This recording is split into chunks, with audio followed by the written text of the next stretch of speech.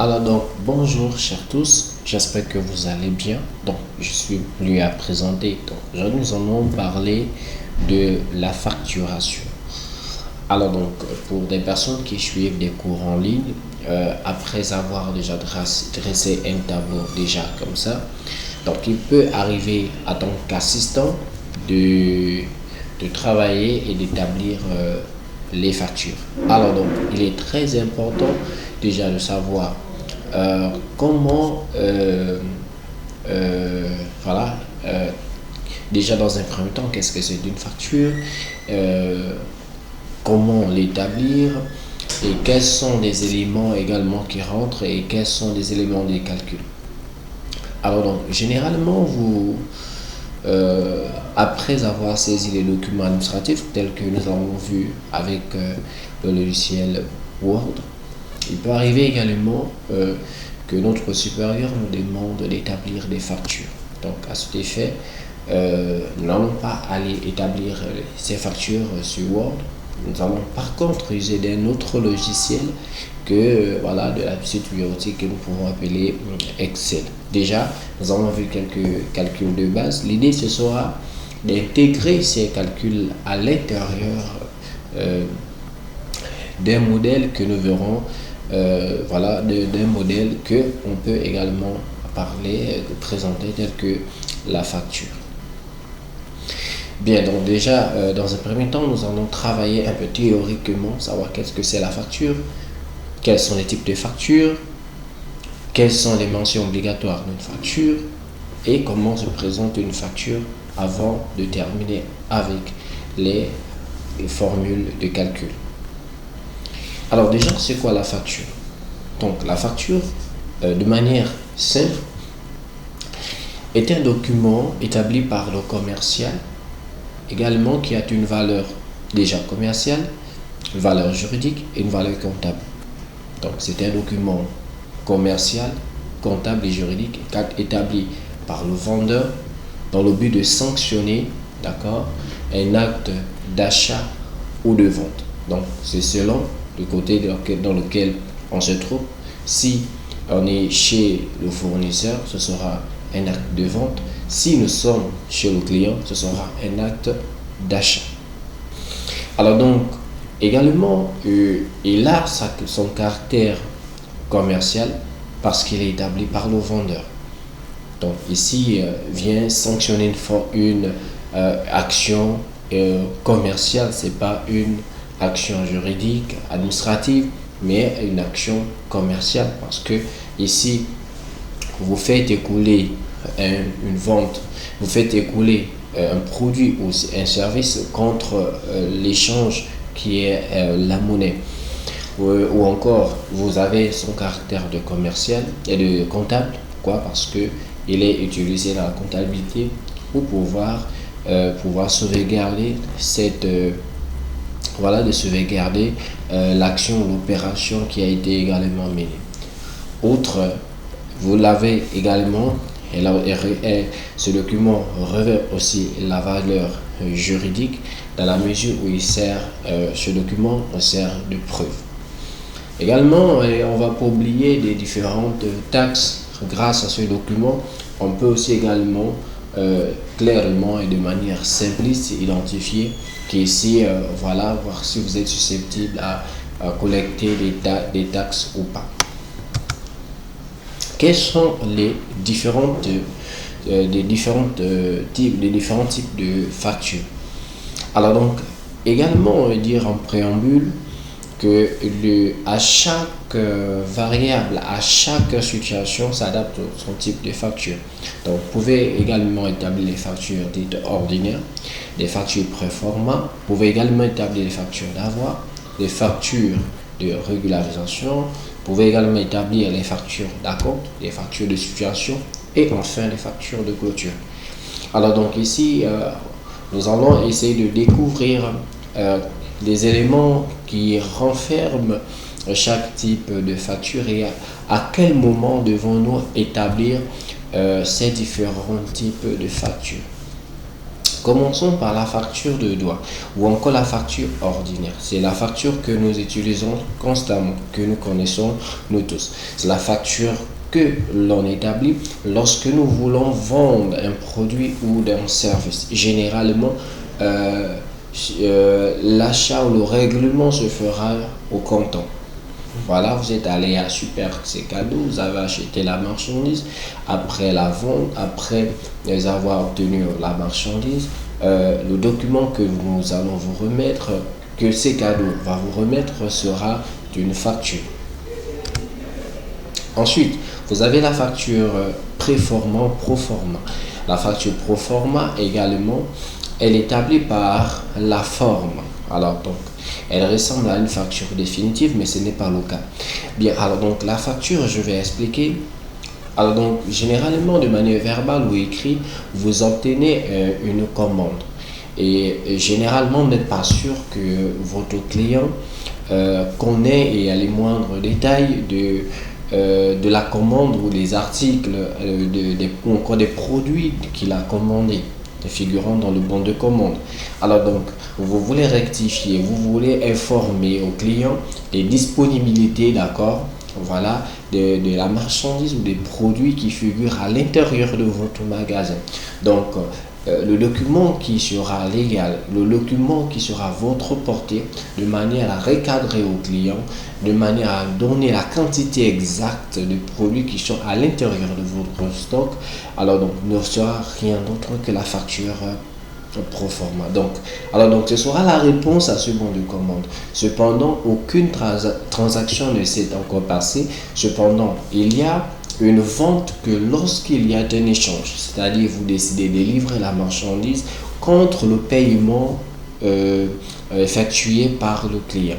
Donc, alors que lorsque vous établissez la facture proforma, le client n'a pas encore réglé. Donc ici, ce sera un document qui va également renseigner au client sur les éventuels prix, les différentes disponibilités de produits figurant à l'intérieur de votre boutique.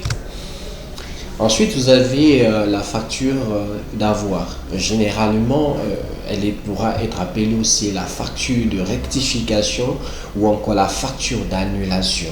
Alors donc, également, si elle intervient, c'est parce qu'il y a eu déjà un acte d'achat ou de vente. Donc, elle va être établie par le vendeur. Alors donc, déjà, qui accepte de retourner de vous rembourser, d'accord, et vous également en tant que client vous acceptez de retourner de lui retourner sa marchandise. Pour quelles raisons? Pour des raisons de non-conformité, pour des raisons peut-être peut-être de compromis, peut-être une facture, une marchandise non conforme, une marchandise peut-être des produits avariés, voilà. Donc pour une raison comme d'une autre, on décide peut-être du non-respect du délai de livraison et vous voulez annuler l'achat ou la vente. Donc à ce niveau, vous avez le client qui décide de redonner votre marchandise, de renvoyer votre marchandise, et le vendeur, lui, qui décide également de vous retourner votre argent. Ensuite, vous avez la facture de régularisation. Alors donc, ou encore la facture de règlement. Généralement, vous allez voir, comme par exemple, pour citer le cas des entreprises, par exemple, de la SCG, des factures d'eau. Alors donc ici également, la facture viendra, ce type de facture va correspondre aux différents produits ou services qui seront qui seront certainement réglés après l'utilisation, après la consommation. Par exemple, la facture de gaz, pour dans certains pays, vous utilisez et après vous payez. Vous avez par exemple la facture d'eau, donc c'est selon votre consommation que vous payez la facture. Vous avez quoi, par exemple, pour ceux qui ont les compteurs de courant classiques, Voilà, donc à la fin du mois, vous allez récupérer la quittance et par rapport à votre consommation, on vous facture. Donc cette facture sera dite facture de régularisation. Ensuite, vous avez la facture d'acompte qui, elle, ici, viendra ici sanctionner chaque échéancier. Alors donc je dis quoi? Par exemple, généralement vous allez avoir des clients, des factures. Voilà, vous allez avoir des factures où on va mettre avance, reste à payer. Non, généralement ce terme est généralement professionnel. D'accord? Il est important. Par exemple, vous établissez la facture définitive à laquelle vous annexez la facture d'acompte si le client n'a pas eu la totalité. D'accord? Voilà, donc la totalité également n'a pas la totalité du montant, toute taxe comprise. Aussi, par exemple, lorsque vous êtes dans une entreprise de prestation de services, alors donc pour le service, pour ceux qui font par exemple hôtellerie, voilà, la location des hôtesses, etc. Donc si le montant s'élève à 200 000 et que le client ne dispose que de peut-être de 180 000, donc à la facture définitive qui est de 200 000, vous allez annexer le premier à compte de 180 000. Alors donc, voici un peu ce qu'il en est de la typologie des factures. Donc nous poursuivons avec la facture de situation. Alors donc elle également s'adapte à chaque situation.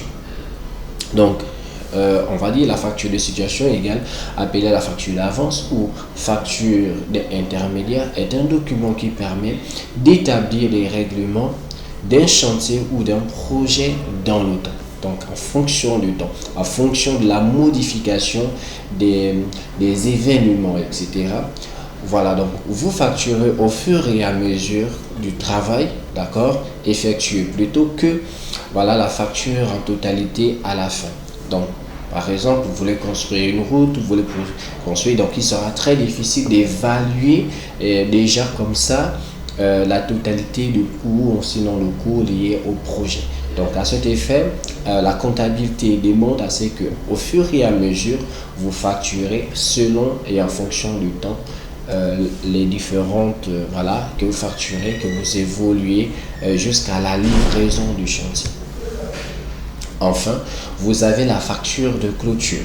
Donc également, comme son nom l'indique, alors généralement elle peut intervenir après plusieurs acomptes, après plusieurs factures de situation. Donc elle viendra également, voilà, vous voyez par exemple ici dans le cas de, vous avez un devis lorsqu'il s'agit d'un chantier qui n'est pas une facture, puis vous allez établir la facture après la première facture. Par exemple, si par exemple par exemple pour ceux qui font la construction des maisons, alors donc vous venez donner votre projet de construction d'une maison, ça s'élève, on vous facturera 60 à 70 millions. Alors donc ce sera quasiment impossible que vous, en tant que client, vous versez la totalité. Ce ne sera pas possible. Donc on va vous établir soit la facture de situation, soit la facture d'acompte. Pour par exemple, vous dites, bon, moi j'ai pas la totalité, sur les 70 millions, je peux avoir 20 millions. Donc on fera non seulement la facture ordinaire qui prendra tous les éléments, c'est-à-dire les 70 millions, et on vous fera une autre facture du premier acompte, c'est-à-dire 20 millions. Alors donc, la première étape achevée, on viendra encore vous établir la facture, on viendra encore vous établir une autre facture d'acompte ou une autre facture de situation. Une fois que c'est fait, une fois que vous avez bouclé votre projet, le chantier est terminé, là on peut vous établir la facture finale, sinon la facture de clôture. Pour ceux qui paient par exemple la scolarité, on ira le reçu ou on écrit soldé. Ça veut dire le chantier est livré et vous avez terminé de payer. Donc on peut également vous livrer. Allons-y découvrir les mentions obligatoires. Et ça, on se retrouve juste derrière.